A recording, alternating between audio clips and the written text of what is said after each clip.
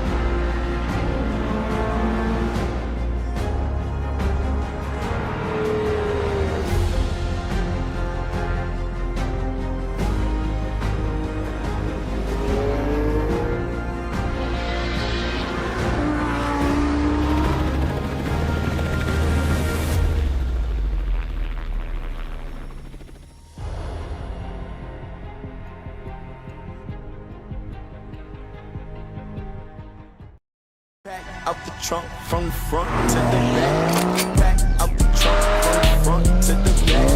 Back out the trunk from the front to the back. Back out the trunk from the front to the back. Back out the trunk from the front to the back. Yeah, yeah, yeah, yeah, yeah, yeah, yeah. Yeah, yeah, yeah, yeah, yeah, yeah,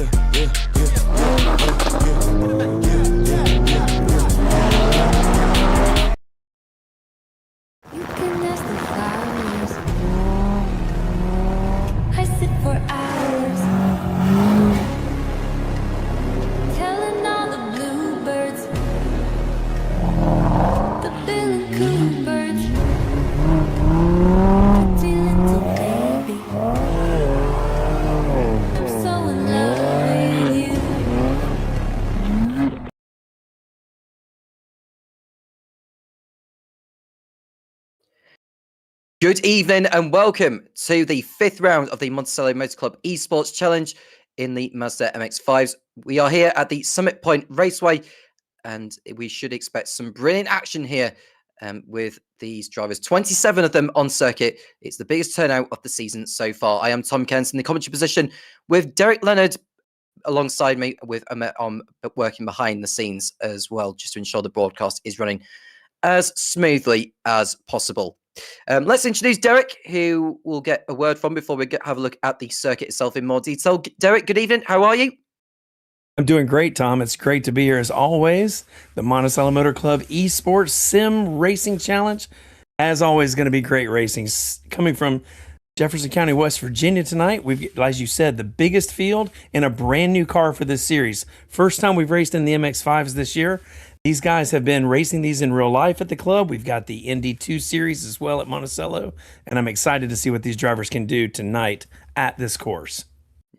The qualifying session is just ended, so we'll have a run through of the circuit very, very quickly here around this summit point. There's not a lot of corners, in fact, just 10 in total. We begin at turn number 1, which is a hairpin, which goes in a clockwise direction around here, so through turns 1 and then the kink of 2. Turn 3 is known as the wagon bend before you head through towards turn 4, which is otherwise known as the chute. So you can see the drivers were breaking down to that long braking center turn number 1. Vitally important to get the braking point right in these Mazda MX-5s, as they are very, very nimble to get a handle of through the kink of 2, and then eventually get to the wagon bend of turn number 3. And by the time you come out of there, it'll be turn number 4. It's a small back straight before the right-hander, before we reach the sections of turns 5 and 6, which is otherwise known as the carousel corner.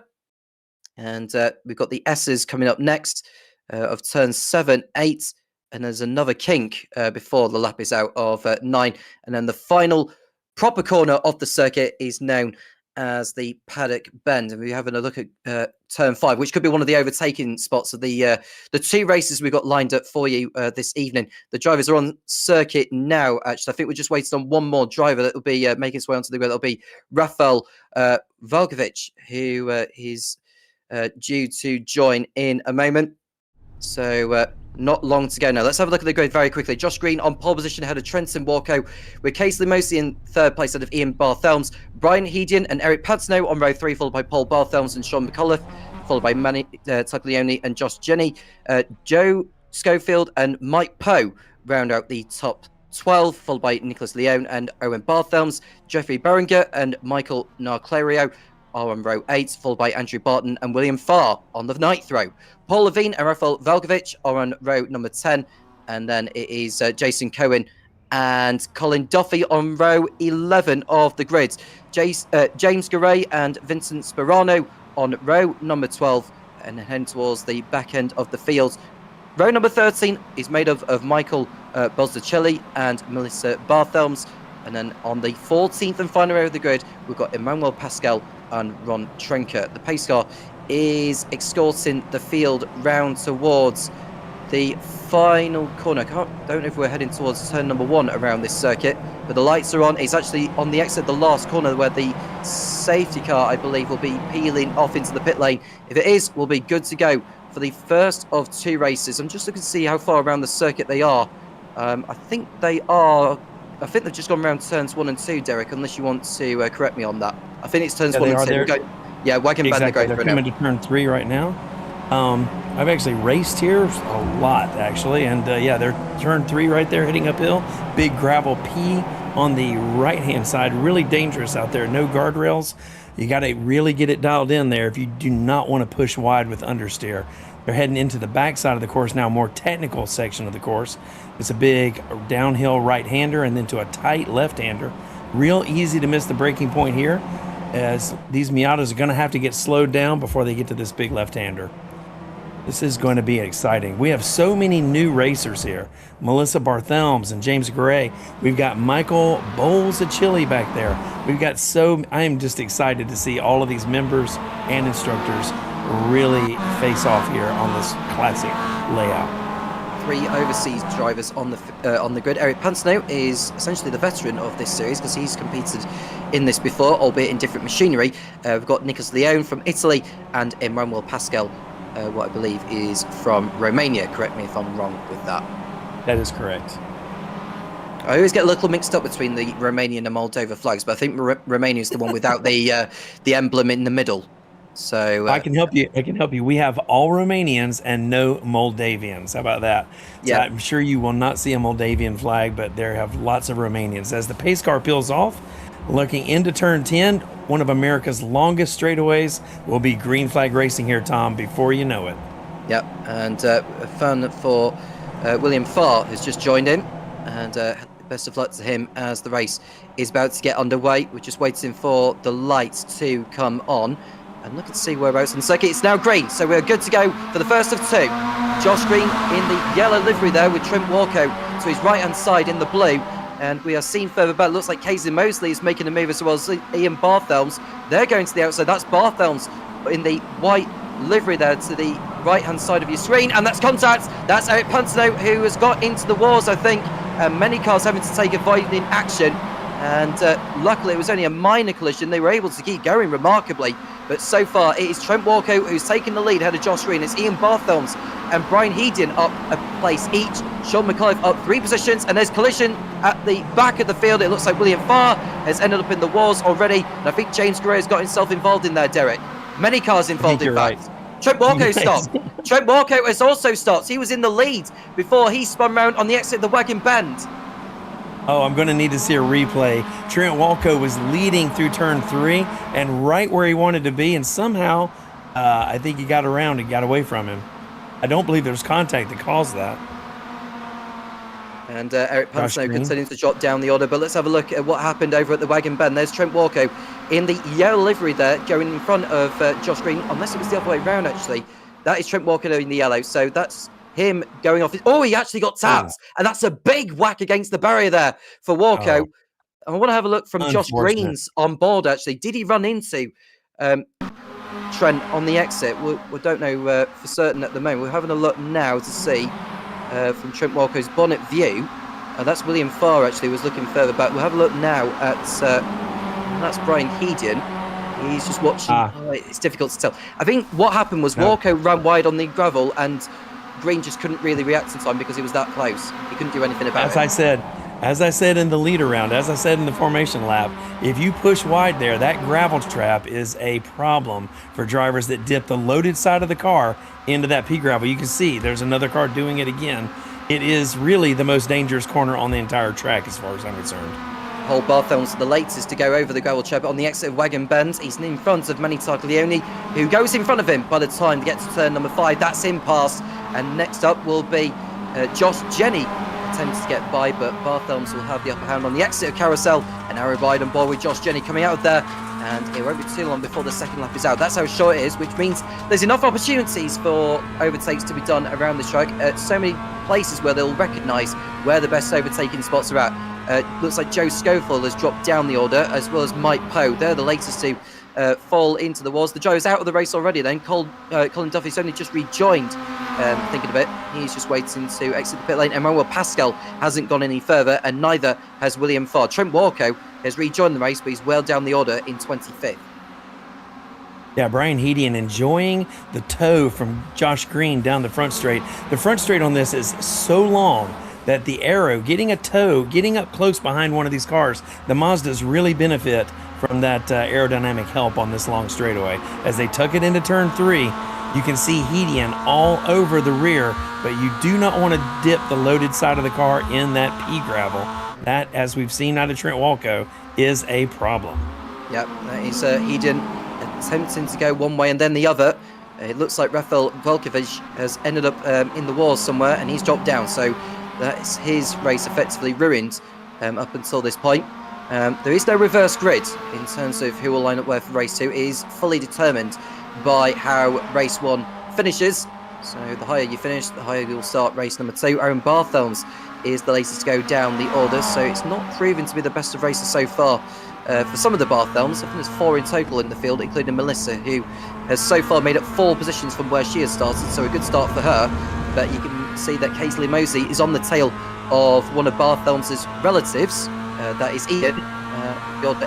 He's been chased by Mosley. Sure, that's Ian Barthelms, the younger Barthelms. Melissa, of course, bringing all the class. She is definitely the classiest of the Barthelms. As we watch Green and Heedian go through turn number 1, those two guys are roommates, and they are definitely going to dice it up here. There's no love lost between those guys as they close in on Trent Walko, who is 1 lap down.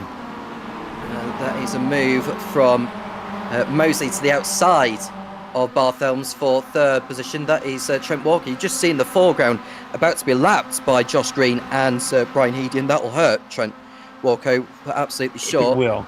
But it is That is racing for you sometimes, given how short the second. There goes Paul Barthels to the outside towards turn number 5. That was so close. Him just spearing off into the gravel trap and towards the barrier, but somehow he made the move work on Josh Jenny for P7. Oh, Jenny will not be happy about that, but it was fantastic racecraft out of Paul Barthelms. That Dunkin' Donuts car looking good in the early going of this race. We're 5 minutes in, 15 minutes to go. There we go, and we're quarter of way through this one on lap number 4, heading towards the end of the lap actually.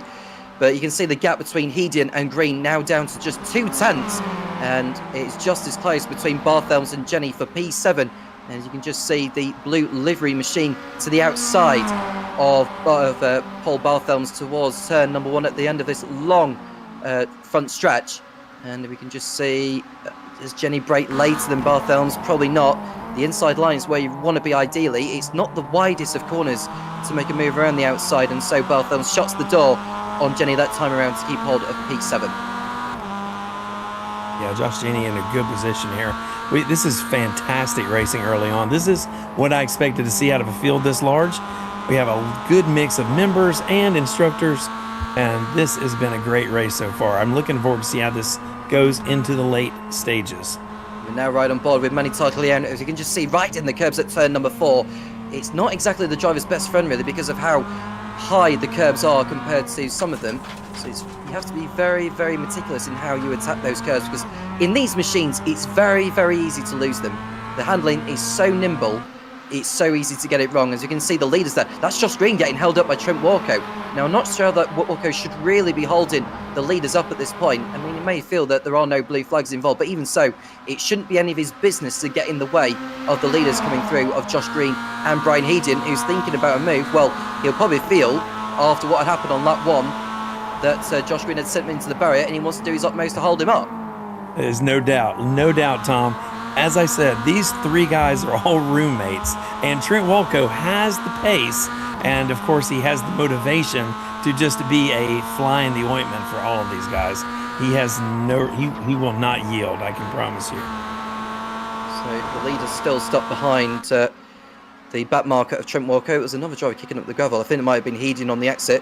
Josh Jenny has retaken 8th position from Manny Tartaglione.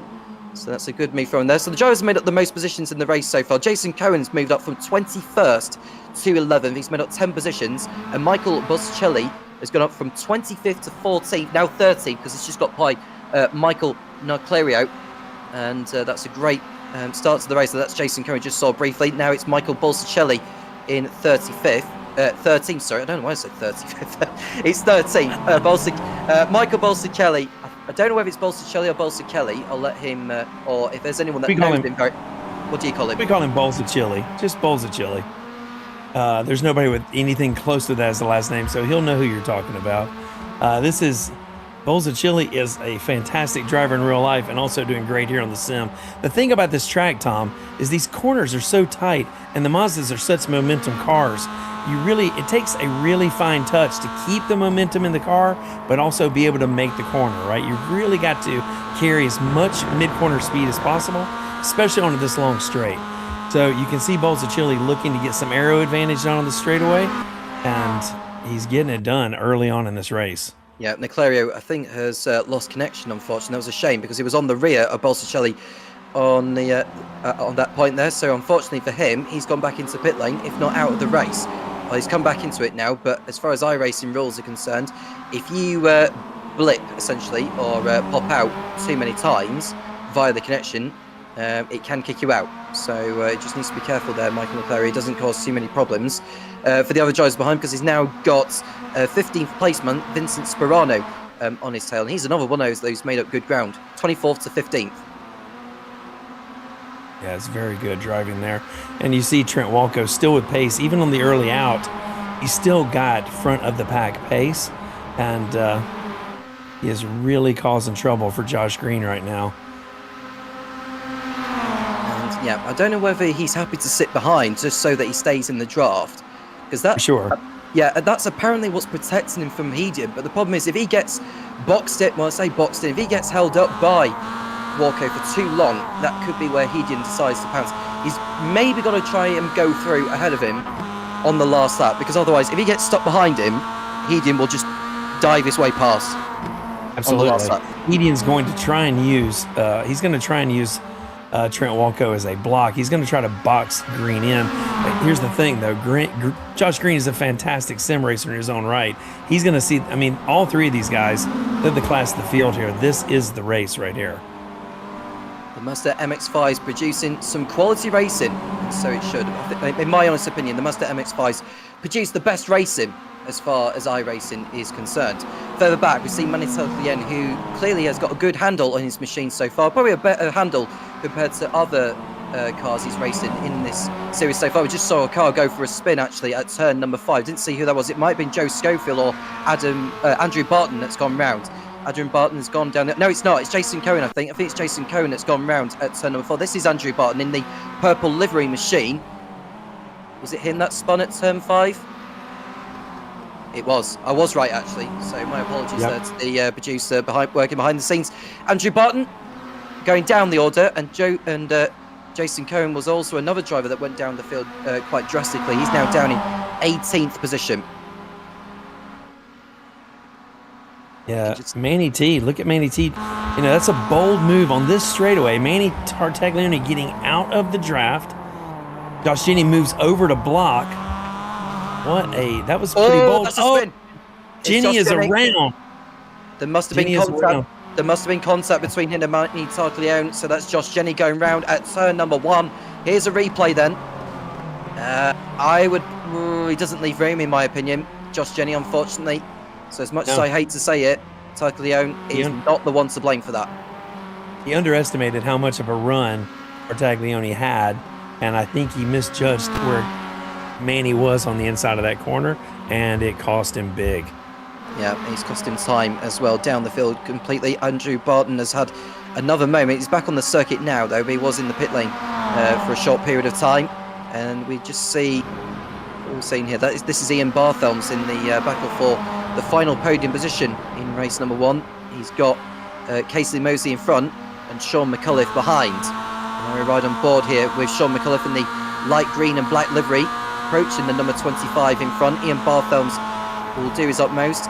It's like a game of chess now. This feels like an old esports method where you just wait until the last moment to then make your move. But surely you want to be trying to win this one, or is he just settling for the fact that he's not going to go after Josh Green and Brian Hedian?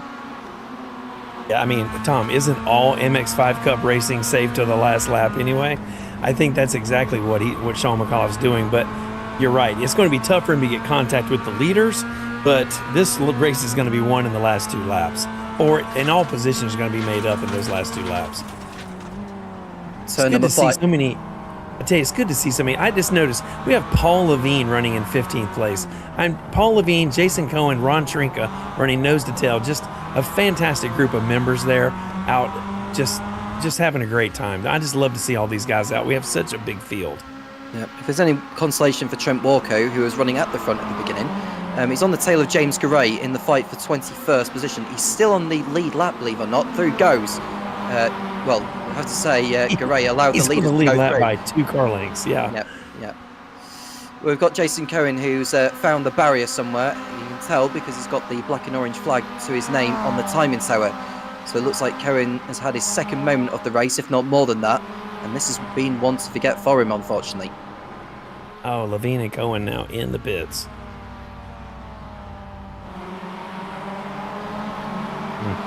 Yeah, Paul Levine in the pit lane. Yeah, he's got damage as Levine. That's a mechanical, and he is out. That is, as we call it, Tom, the commentator's curse. Right about the time I notice Paul Levine in the field, he gets a meatball and heads to the pits. Yeah, well, that is a battle going on further downfield there. We see Nicholas Leone running in 6th position behind Sean McCullough, and McCullough is doing his utmost to keep up with Ian Barthelms, who has got a good grip on the situation in his pursuit with Casey Mosley ahead. Having said that, Casey Mosley, I think, is coming up to another one of the back markers. That has to be James Garay, because he's already been lapped by Josh Green and Brian Hedian. Now it's Casey Mosley's turn to navigate his way through past Garay that time around. Walco is now on the tail of Andrew Barton for 18th position, and he's got by him as I speak. So Walco through into P18.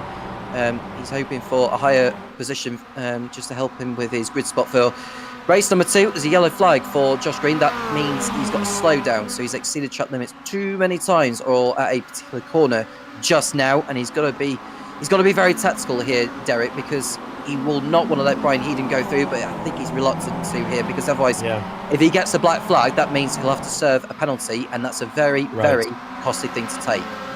Oh, it is. And I tell you, he did not want to do that, but we've still got about 4 laps to go in this race, and I believe, although Heaton has the pole right now and has him right where he wants him, Josh Green is going to have something to say about this in the closing laps. Casey Moser with a new fastest lap of the race, a 1:19.9. He didn't set it on the previous lap, but that is the best lap of the race so far. The time tower shows all the best laps each of the drivers have done, so it's not the last laps of which they've just done. That's another one of the back markers getting out of the way. That has to be, I think that's Michael Barth. Is that Barthelm's getting out of the way? Melissa Barthelm's, my apologies. Melissa. Yeah, it's Melissa, isn't it? But yeah, she's running in 19th position, which is a respectable performance by her standards, given it is, I think it's her first race this season. First race of the season. First race of the season for Melissa. We're just happy to see her out here participating with her husband and both of her sons. It's just great to see all 4 of the family members in these MX-5s here at Summit Point. Feel free to get involved in the live chat as well if you haven't already done so, and look to hear who you are rooting for. Trent Walker is now up into P17. I don't know whether that will be the highest he'll end up finishing. Well, it won't now because he's 16, because Josh Jenny is the latest to have found himself in the wars, and hopefully we'll find out exactly what happened to him. It looks like Nicholas Liam might have done the same. No, it's okay, it's just a connection thing. But Josh Jenny looks like he had a shunt somewhere, Derek. It does look so. He is in the pits and I believe out of this race. As we close in on the final few laps, Trent Walco still the cork in the bottle, just ahead of Brian Heaton and Josh Green. All 3 of these roommates just dicing it up here with a few laps to go. Let's check the replay. This is Jenny. So Josh Jenny, who has ended up in the wall here. Is he going to lose it? This is on the exit turn 8. He's going to catch the curb. Struggles to collect the side, and instead of going into the barrier, he's gone beyond the limits as far as iRacing is concerned, and he's been kicked back into the pit lane. Yeah, too bad. Tough break there for Josh Jenny. Walco holding up the leaders, not for the first time in this race. He's got Heaton and Green on his tail. I don't know if there'll be words after, but he's done well to maintain his position ahead of them, or whether he's just given them the draft all the way down the straight. But you can see he's getting a nudge, really. So I don't know whether it's Heaton just saying, can you get on with it? I'm fighting for a win here and you're not. Yeah, exactly. There's a race going on and you're not in it. Around turn 2, back to the left-hander, up through turn 3. And there's only 2 minutes left of this race. I think there'll be one more after this one. It will be one more. I'm just calculating via my maths, actually, of how many laps we've got left, judging by the time. But it will be one more lap after this. You can see the lead is still being held up by Trent Walco, who's looking to make a pursuit on Ron Trenker, who's like another 17 seconds up the road from where he is. But judging by Walco's pace compared to a lot of the others, he's probably going to run out of time. He's going to have to hope for more drivers to fall out of this one. Yeah, I think you're right. These drivers are making their way through the more technical sections and under the bridge. Sorry, Derek. Collision over the carousel. That looks like Casey Mosley has gone round. Now that is that Andrew Barton in front? I think that is. Oh, that was unfortunate. Yeah. Barton did not have a handle on his car, and now, that's Leone as well. Yeah, and he held up drivers that were a lap ahead of them. Sure did. Yeah, it was Andrew Barton. He was a lap down on those that were going through. They were fighting for the final podium spot. Oh, that is unfortunate. He just lost the handle on that car, and it caused a lot of carnage for a lot of good racers. We're now on the final lap of the race. I'm sure the leaders will come round in a moment. If they've not, they've already gone through. But this is the last lap of the race. I'm sure of it, because by the time the 20-minute limit has eclipsed, that is the last lap of the race. It's not 20 minutes plus 1 lap. It's 20 minutes and whatever the leaders is on. It is their final tour. Walco's still holding up the leaders. He's now running in 15th through all the drama of which we've just witnessed. You can see Josh Green all over the back of Heaton. Yeah, a little oversteer there. Josh Green giving it the beans. trying to close this gap, trying to get a position. They're both trying to use Trent Walco as a shield, as a block, as a stop in the bottle, but no dice so far. Trent Walco still with the pace. I believe Hedian might just take the toe all the way to the checkered flag. Well, it'll be a drag race to the line. Out of the last corner they come. Brian Hedian is going to hold on ahead of Josh Green for victory here, using the toe from Trent Walco, who still has one more lap to do. Brian Hedian takes race 1 victory at Summit Point. Great win there for Brian, ahead of Josh Green by 900ths of a second. And it looks like Trent Walker's been punted into the barrier, which I don't think will be best pleased, because he was still technically racing. He wasn't the first driver over the line. Casely Mosley in 5th place behind Ian Barthelms and Sean McAuliffe. And it's Paul Barthelms in 6th place. So 2 of the Barthelms inside the top 6. Manny Tartaglione coming on in P7 had a Michael Bolsicelli and Michael Niclario. Joe Schofield will cross over the line in P10. And then behind him will be Eric Pantano, who's done well to recover, actually, because he was towards the back at the beginning, although he's just been overtaken by Owen Barthelms for position now as well. So Owen Barthelms looks like he's on course for P11, and I can see why. Eric Pantano has had a spin on the last lap. Yeah, it's good to see these guys are still racing hard all the way to the finish. Owen Barthelms not giving up. Trinka still digging as well. Paterno going down through the field a little bit. Not the best last lap for him, although he did finish the race, which is excellent for Eric. And Trent Walco, as you pointed out, Tom, Trent Walco, I think he lost track of the fact because he was battling with the leaders. He still had an entire lap to go when he drove his own car. I don't think he got punted. I think he just turned it into the wall because that's just what they do. And he was a whole lap early on that crash. Yeah, let's have a look at the race result for the first of 2 races here tonight. So here is your finishing positions at the top. So the winner is Brian Hedian, with Josh Green in 2nd place. It's Ian Barthelms 3rd and Sean McAuliffe in 4th. Casely Mosley in 5th spot ahead of Paul Barthelms, with Manny Tartaglione, Michael Bolsicelli, Michael Niclario and Joe Schofield rounding out the top 10. Owen Barthelms and Ron Trinka are 11th and 12th, followed by Vincent Sperano and Eric Pertno. Trent Walco making it to 15th despite crashing out on the last lap, albeit emphatically. James Garay in 16th place ahead of Nicholas Leone, and then it's Josh Jenny, William Farr, and Melissa Barthelms who made it to 21st position. I think she just dropped out on the in the final few laps, actually, did Melissa, which is a huge shame. Rafael Vorkovic, Andrew Barton, Jason Cohen, Jeffrey Berenger, Emmanuel Pascal, I think did finish, albeit either 3 or 4 laps behind. Mike Poe and Colin Duffy were lost early on. Yeah, that was about what I expected. It was a really great race. Lots of drivers mixing it up. Lots of good, clean racing. Lots of mistakes. Let's see if they can clean it up for round 2. Second race coming right up. And remind you that in terms of who lines up where for race number 2, exactly the same positions as where they finished in race 1. So that'll make it easier in terms of knowing who will line up where. We're in the middle of the warm-up session. It'll be 5 minutes long, no more than that. But how was that first race for you, Derek? Because we did see a lot of action, certainly a lot more compared to the previous rounds in different machinery involved in these. Yeah, I was pleasantly surprised with the amount of racing. I mean, the amount of contact. It was very clean, very good racing. We had some drivers make some mistakes, but for the size of the field and for the quality and the experience of these drivers, I thought they really put on a good show. Kudos to the Barthelms clan, Paul Levine, Trinka, all these guys, Jason Cohen, all these members coming out and dicing up with these experienced instructors. I thought it was a great race, and I'm looking forward to race number 2. The Summit Point Motorsport Park is officially known as. It was formerly known as Summit Point Raceway until 2003, after it first opened in 1969. The person that owns it, well, the operator, is Bill Scott Racing Incorporated. And in terms of the major championships that compete here at Summit Point, the Atlantic Championship compete here, as they have done since 2023.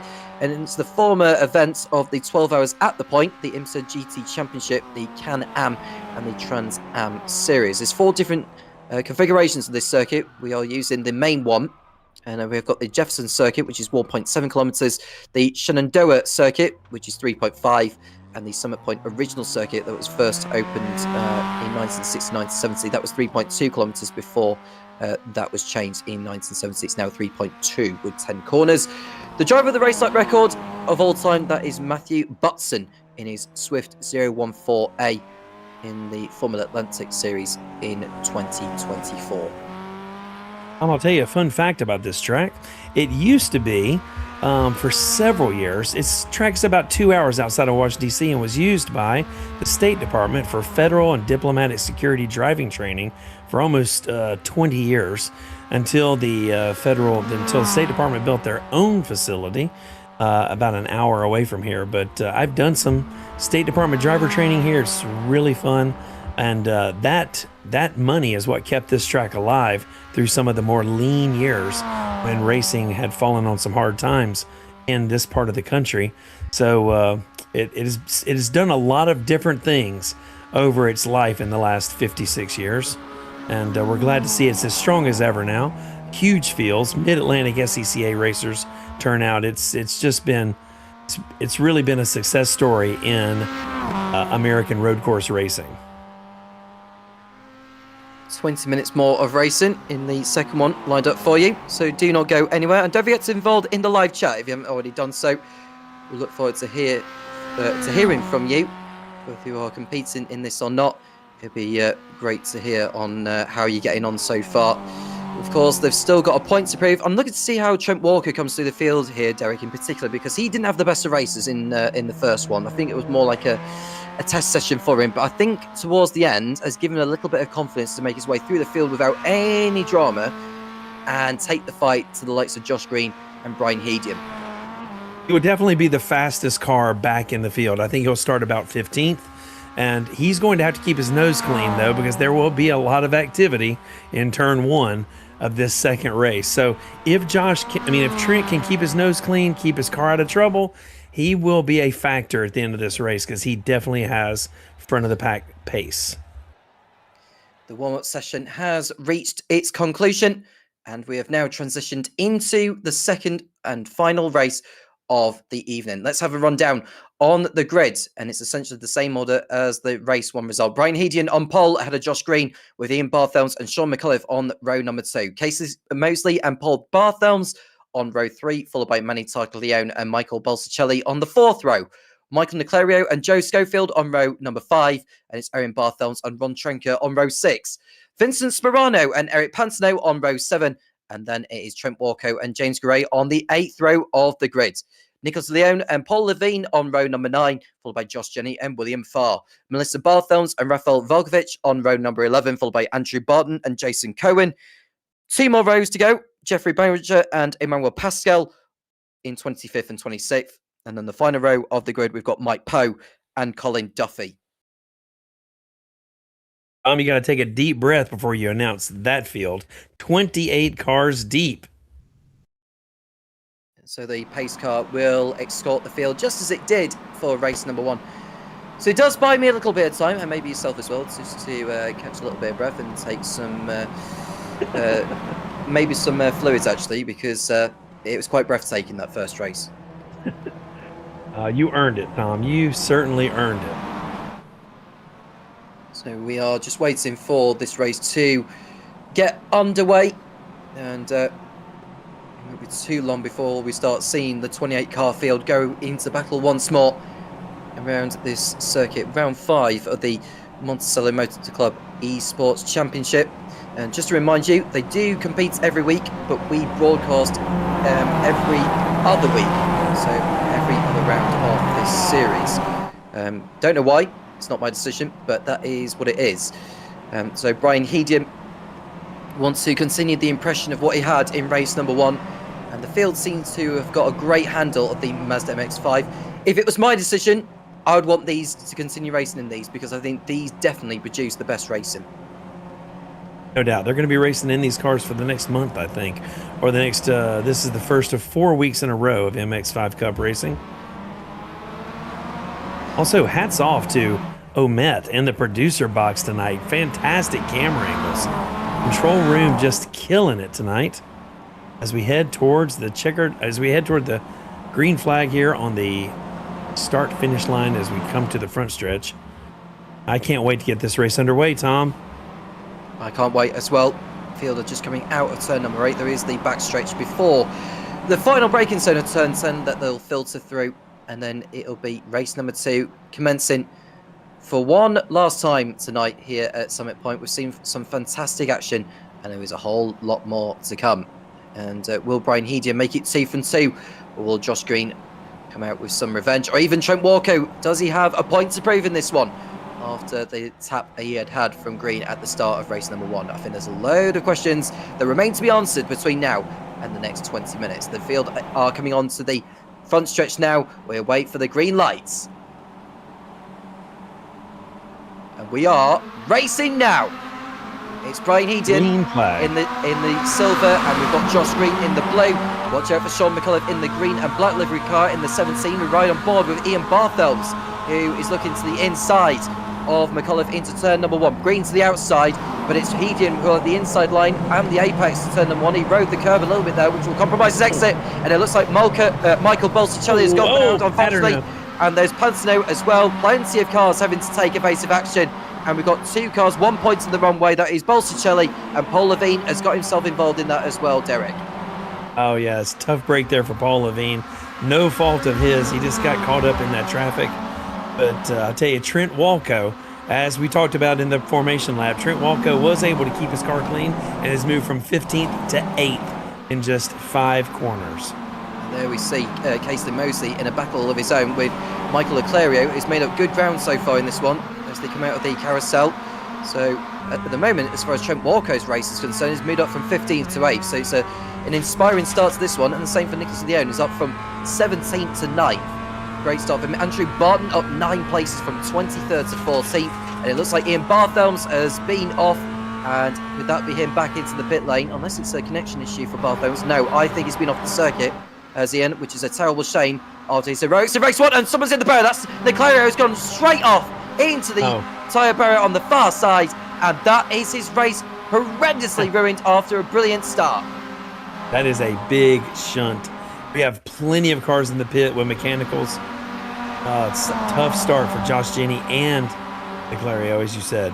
I saw Barthelms go off into the barrier before they got to the final corner. We are looking at Michael Leclerio, who got on the gravel and couldn't correct the slide, and that was enough for the front end to be permanently wrecked.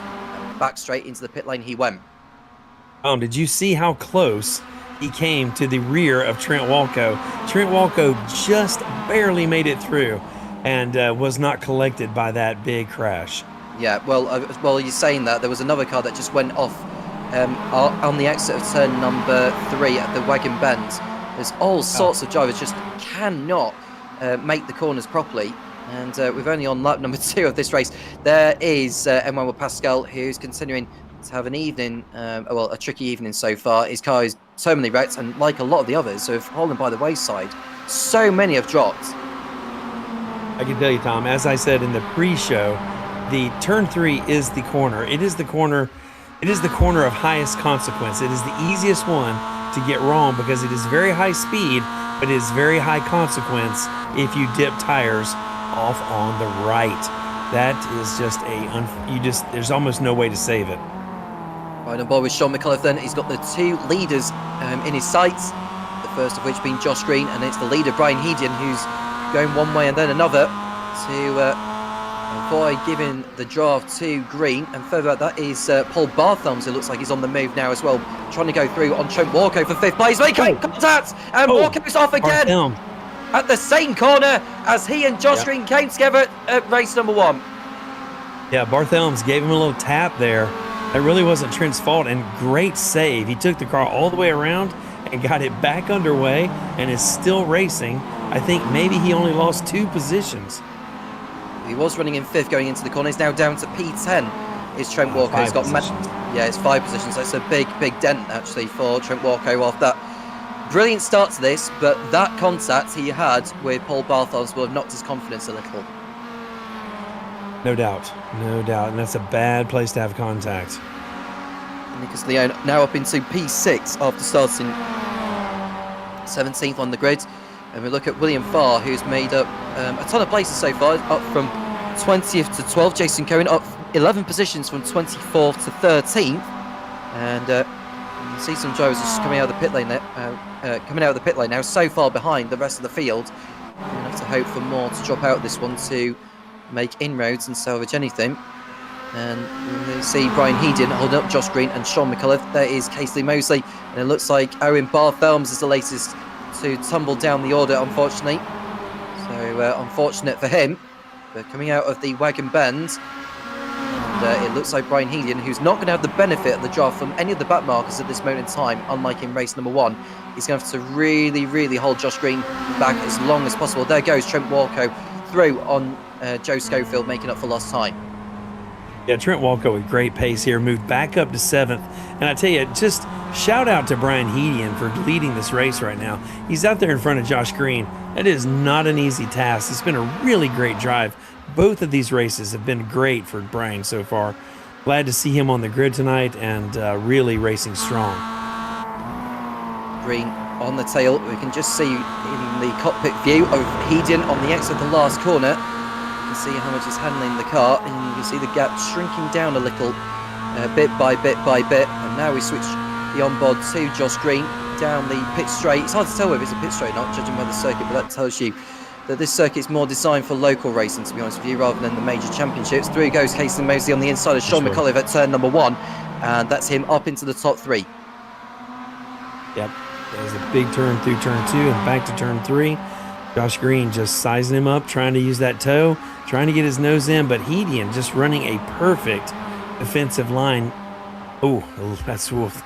You do not want to do that, though. They need to be tidy on the exit of turn 3, or you're going to, one time, that's not going to work. It's leaving leftover gravel on the racing line as well, which is never a driver's best friend. It's not good news for the drivers going through there, or for the preceding laps of this one when they're going through the gravel. You can just see Heedian almost running wide there at Carousel. That nearly opened the door for Josh Green to just sneak on through. Yeah, you can believe Josh Green's taking notes there.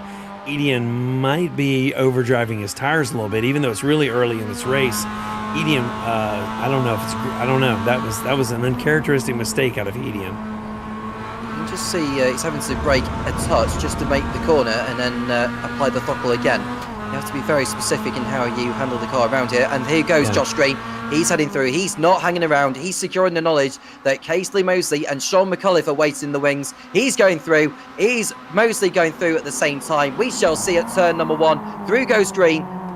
Mosley on the brakes. There's a little tap there from McAuliffe a little bit further back, but Mosley goes past Heedian, who was in the lead the corner before, now down to P3, but can he come back on the inside at Wagon Bend? Well, he's boxed in behind Josh Green, so that won't help Heedian heading into the corner, but that doesn't stop him. Heedian back through into second place at Wagon Bend. Excellent camera work here, and I'll tell you what, that was great driving out of Brian Heedian. He's sizing Mosley up and positioned his car better to come out of turn 3 in P2. Great driving by Heedian. Great driving by all these drivers here to keep it clean, keep it respectful. Gentlemen racing here, but also racing hard. Racing hard indeed. You can see the top 4 all in your picture. Paul Barthelm's a little bit further back. You can see in the background there. The driver of the fast lap of the race is Trent Walco in P7. Don't know which lap he'd set that on. Either way, he's coming through the field rather nicely and making up for lost time after the tangle he had with Paul Barthelms at the Wagon Bend. But he's got enough time to make inroads on the leaders, and that's Jason Cohen off into the barrier. Where is that? That's just on the exit of turn 5, isn't it? We're going to see how he's managed to do that. This is Jason Cohen. It's hard to tell in terms of the livery there because it feels a bit deceiving. It's like orange at the front and purple at the rear. Right.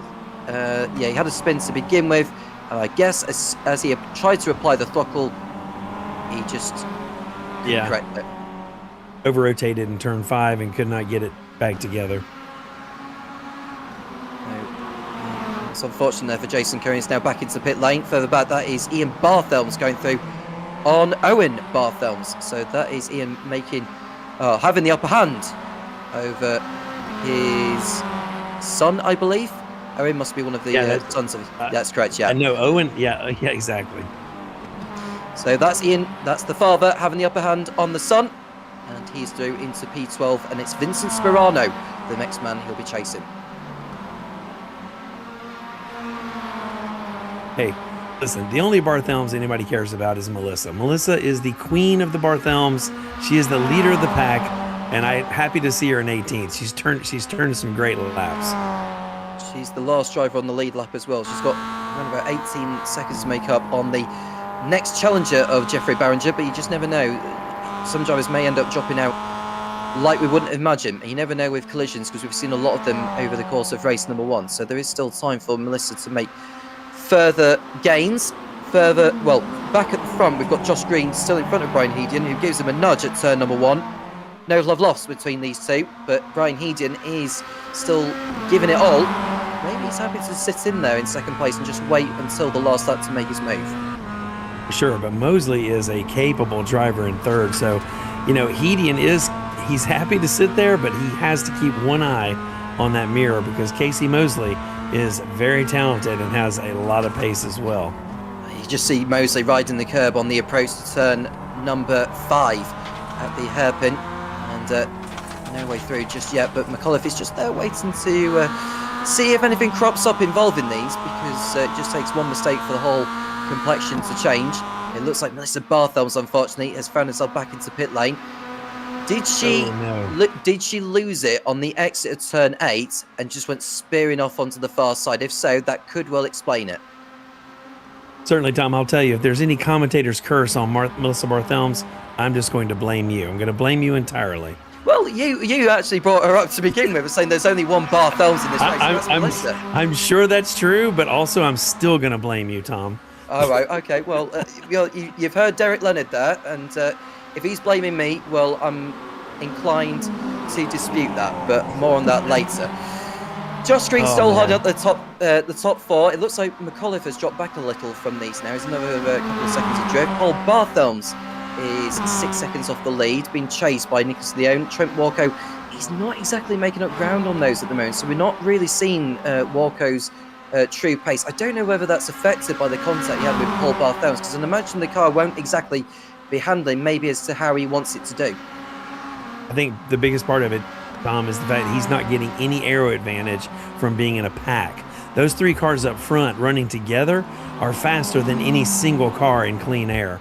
Trent needs a drafting partner to really make up ground on that front leading pack. Now we see a battle between Paul Barthelms and Nicholas Leone for 5th position, and that's going to help Trent Walco close in on these two a little. So it won't be too long before Trent Walco gets involved. And talking of which of those getting involved, Eric Green's coming in the live chat saying the incident in race 1 involving Josh Green and Trent Walco. He's saying that must have been Josh's fault also, Paul Trent. I want to play a violin for him, but it's so small I just can't find it. Well said. Well said. Well, I did feel that Josh came too close to Trent, but having said that, sure, Trent did put a wheel in the gravel, and Josh may have been too close to do anything about it, which is very typical with these machines. Through goes Leone on Barthelms to the outside at turn number 1. Is he going to be able to hold it around the outside? If he does, he'll have the high ground for turn number 3 at the wagon bend. He should have him here, Derek. Excellent work out of Leone, I'm telling you. I can't believe he held that position, but he's going to make it stick into the wagon bend. That's fantastic driving out of Nick Leone. Yeah, and through goes Walco as You'll well. Exactly. Yeah, Barthelms went through, so Barthelms didn't exactly have the best of exits, I should say. I don't know if that was deliberate to let Walco go through, because Walco was going at such a rate, he felt it may have been better for him to just let Walco go on by and go after Leone, and then Barthelms can resume his battle. In fact, if Walco goes by him, there may be an open door for Barthelms to make his way through. Mark my words. I agree. What these 3 cars need to hook up and draft their way towards closer to the front. So here we are towards turn number 10. Is Walco going to go through to the inside? Well, he's attempted to. He thought about it. Yeah, he thought about it, but it's just too quick of a corner to do it there. It's turn 1 where you need to do it.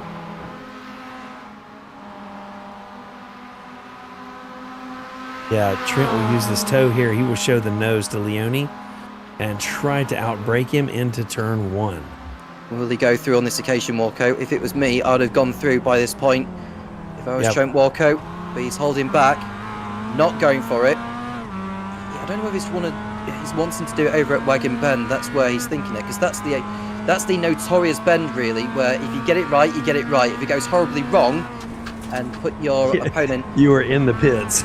Yeah, it puts him offline, and his momentum would upset. But I think Walko's going through. I think Leone's envisaged that. He knows that that's not his fight, and he allows him to go through. Does Barthelm's go through? Oh, he thought about it there, but the draft from Walko has helped Leone stay ahead. Agreed. That's a good drive.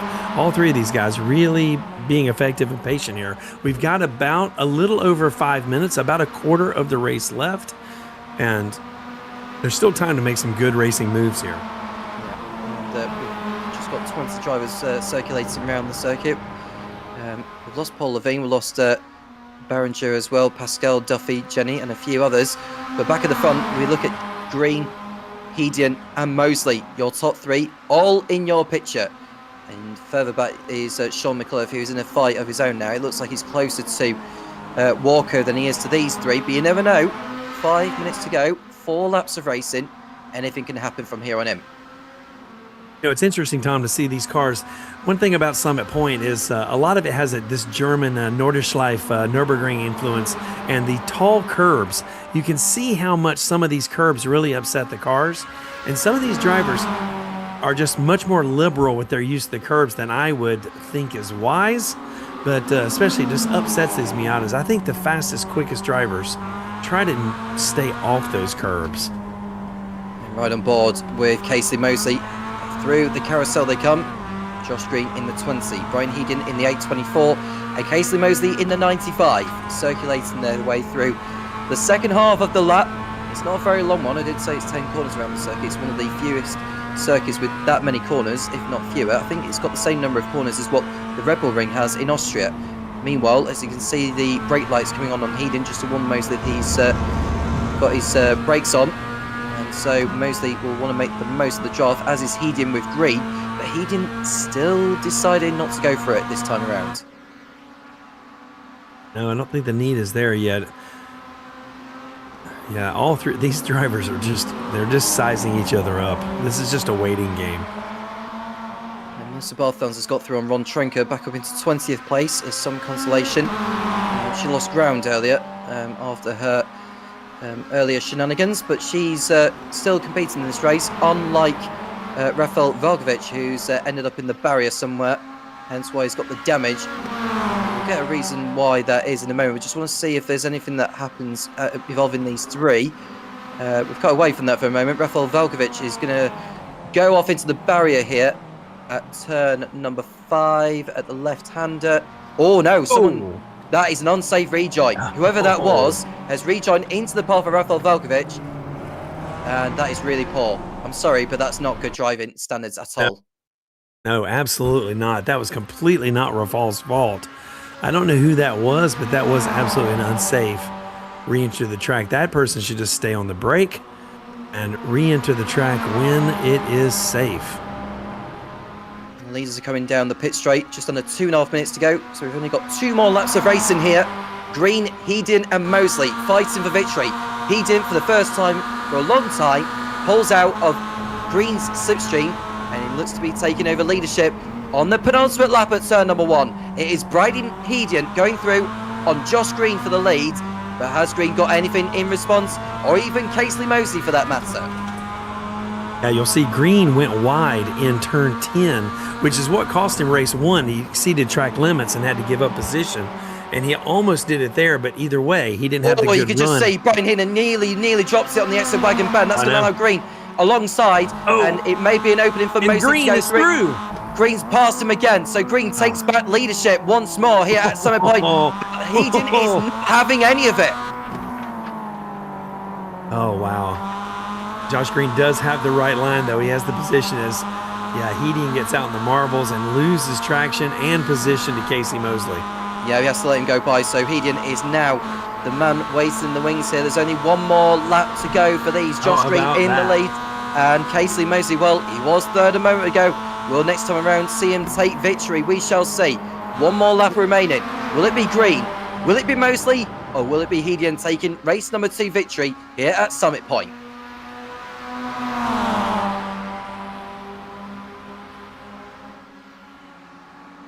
There we see Mosley pulling out a green slipstream towards turn number 1. He's got his nose in front, but will he have the high ground on the exit? Round the outside goes Casey Mosley on Josh Green at turn number 1.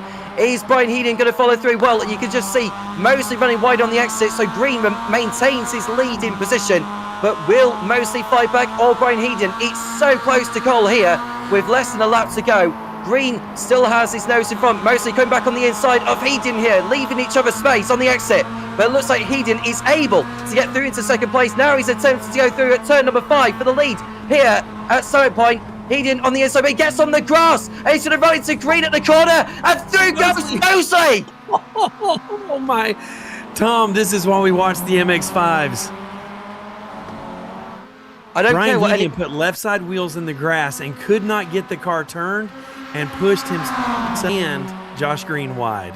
Yeah, they're going to go into turn 5. They're about to take the checker flag in the moment. You could just see Heading getting on the grass, and he just side hits Green a little bit. Oh, there may be a little bit of a discussion there in terms of the way he's gone into the corner, but the lead's about to cross over the line, and it is Casey Mosley who's going to take victory in race number 2 here at Summit Point. He leads Josh Green over the line to drag race, but it's Mosley who holds on by 21 thousandths of a second. Josh Green in second place, and then we see a drag race to the line between Sean McAuliffe and Trent Walker. It's just as close, if not closer, 7 thousandths to be exact, between McAuliffe and Walker over 4th place, and you can just see having handbags between the pair of it. It's in that sort of race.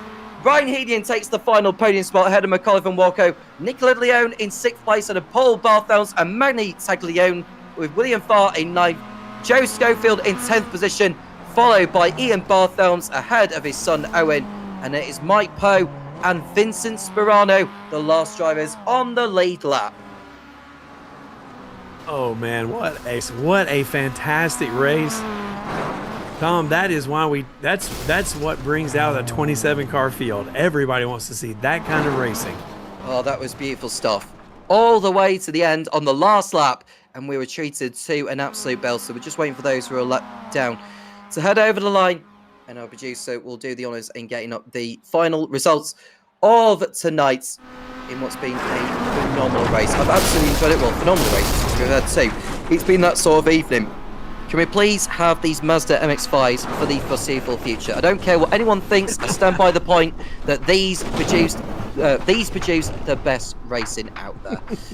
It looks like everyone is over the line, and so we can run down on the final result here at Summit Point in round number 5 of the Monticello Esports Challenge. In the end, it's Casey Mosley who comes out on top ahead of Josh Green, and it's Brian Heading in 3rd place, Sean McAuliffe 4th, Trent Walker 5th, Nicola Leone in 6th place, followed by Paul Barthelms, Magni Taglione, William Farr and Joe Schofield in the top 10. Ian Barthelms ahead of his son Owen in 11th and 12th, Mike Poe and Vincent Sperano in 13th and 14th. Andrew Barton, the first of those, a lap down, followed by Jason Cohen, Eric Patino, Paul Levine, Jeffrey Berenger, Melissa Barthelms, Ron Trenker, and Rafael Velkovic. And then we've lost the likes of Emmanuel Pascal. I think he might have made it to the end, actually, did Pascal. Unlike those that fell by the wayside, Colin Duffy, Josh Jenny, James Garay, Michael Bolsicelli, and Michael Niclario were lost at the end of lap 1. Absolutely fantastic. The best racing we've seen all season. I cannot wait to see these MX-5s race again in the future, Tom. Absolutely so. And it's unfortunate we're not on for the next round, but we will be for round number 7, wherever that may be. Either way, we've been treated to a phenomenal finish at the end of race number 2. Josh Green, Brian Heading, and Casey Mosley put on the show just as it's been shown on the final lap. Heading getting on the grass, and the squabble between him and Green allowed Mosley to pick up the pieces, and he never looked back from there. Will we see more of it from the Mazda MX-5s in 2 weeks' time? Thank you to everyone that's been tuning in and watching, and thank you to the drivers that have been putting on a good show around here at Summit Point. I am Tom Cairns with Derek Leonard, with Amet working behind the scenes. We'll speak to you again soon when the Monticello Motor Club Esports Challenge returns.